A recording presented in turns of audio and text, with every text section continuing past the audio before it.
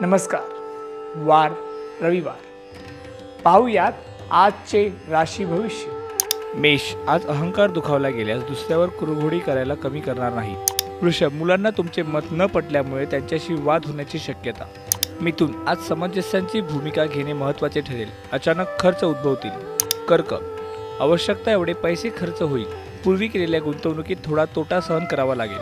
सिंह, रक्तदाब हृदयविकार असणाऱ्यांनी स्वतःची काळजी घ्यावी। कन्या, स्वतः मिल्याशिवाय स्वर्ग दिसत नाही या म्हणीचा प्रत्यय येईल।